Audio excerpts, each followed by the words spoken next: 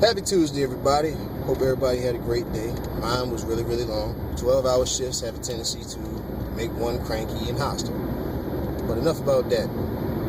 This will probably be my very first YouTube video. I mean, it's nothing to celebrate because I'm nobody spectacular. Well, not you. But I figured I would make it on a topic that isn't necessarily heavy or anything like that. You know, as a lot of you may know, the UFC fight was the other night. And Chris Weidman won the middleweight title. He defeated Anderson Silva, my man. He beat him by, I forget what round it was. I didn't watch it. He beat him by knockout. From what I hear, it was a pretty bad one, too. You know, I've seen memes and I've gotten all kinds of text messages and emails and things of that nature. It's all over Bleacher Report. So, needless to say, Silva caught one.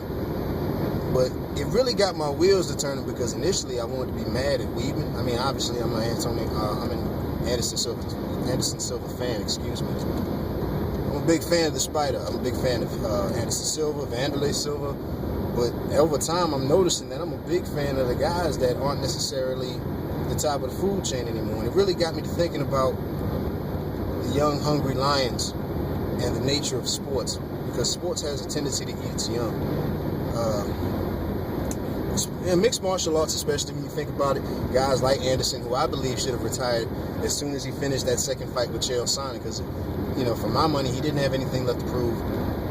When you go undefeated for years at a time, he had never lost in the UFC. The last fight he had lost was to Yushin Okami by disqualification. I thought it was a BS rule. I still do. But in any event, that was the last fight that he lost.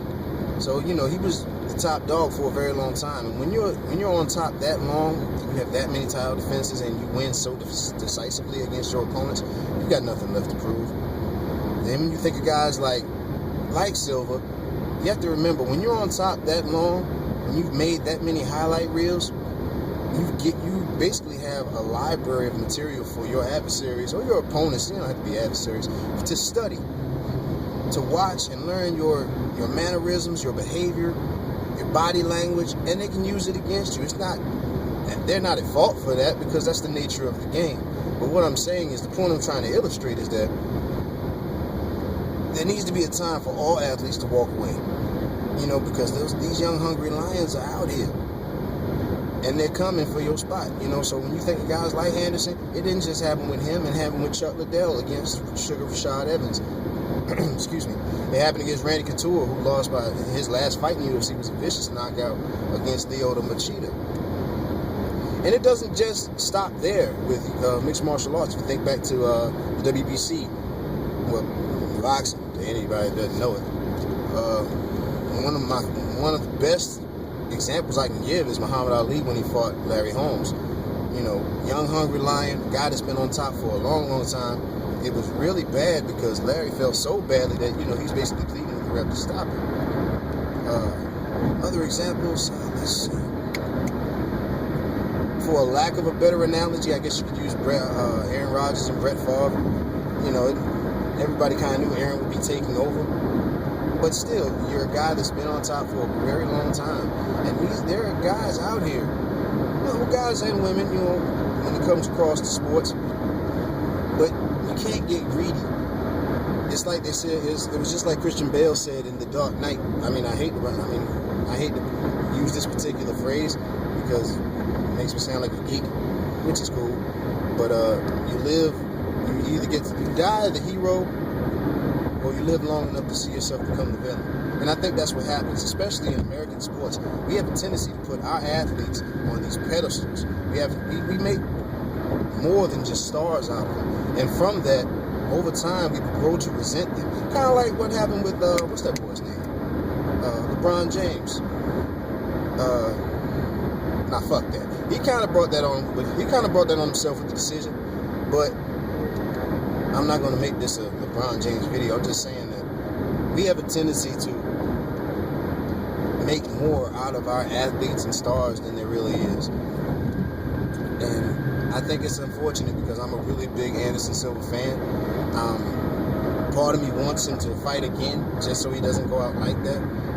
But I'm hoping he walks away before he becomes, for lack of a better term, a punchline. But I think it might be too late, because my brother Los just texted me not too long ago and told me that the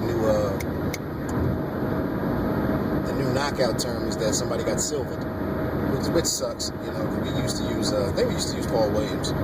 No disrespect to Paul. This is way before his motorcycle accident, by the way. But I think we put too much emphasis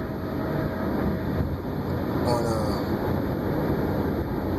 the longevity of champions. Because if you think about it, I mean, for my money, I think GSP is next, because he's been on top for a really long time. Last fight he lost, God, it was against Matt Serra. I believe he tapped out the strikes. But GSP's been on top for a long time. And when you're on top that long, it's only a matter of time. And for the record, I'd like to let people know that some people manage to get by Father Time, but you don't get away. You think of guys like Bernard Hopkins, who's approaching 50, and he's still fighting, still in great shape. You think of guys like Jerry Rice and Tim Brown, who will play elite level football for a very long time. I honestly think Jerry could have played a little longer, but I'm glad he didn't. Let's see. You think of guys like... I'm trying to think of a basketball guy that really tested the waters against Father Time. But the point I'm trying to make is that you get by, but you don't get away. You know, Father Time is undefeated. And I'm not talking like Floyd Mayweather undefeated, because I still think he lost one of those matches against Sweet Pea. That's just my opinion, and personally, you know, I kind of like Floyd. And Rocky Marciano, if he had lived long enough, I think he would have lost the fight too eventually. You get by, but you don't get away. You know what I'm saying? I'm sweating bullets in this car trying to record this video, but I figured I'd test the camera out. I have a YouTube channel, so I figured why not use it. You know, I mean, YouTube has a lot of great material. My personal favorites, I'm a big fan of the Hodge Twins. I subscribe to damn near all their channels. Like I said, Tommy Sotomayor. I got a bunch of channels that I subscribe to. I figured, what the hell, you know? Why not put up some videos? If nobody else watches them, I'll watch them. Who knows? Maybe I'll say a corny joke and get a kick out of it later. I sincerely doubt it. But you know, for what it's worth, if you have any kind of opinions that you'd like to share, if you disagree with what I've said in this video, you know, by all means, feel free to comment. Give me a shout. You don't have to like, you don't have to subscribe, none of that jazz. I'm not worried about that. I work enough to make some money. So, you know, I don't really have the time to put these some bitches up like that, no way. But I hope you enjoyed the video. I hope I really got your wheels turned in regards to sports and the Young Hungry Lions. And be on the lookout, man. I'll be putting out some more stuff. I hope. Got a trip coming up. You know what I'm saying? Got my vacation coming. So I'm definitely going to be posting some more stuff. And it's just all in good fun, you know? This world is made of love and peace. And I wish you all the very best of both. All right? Peace.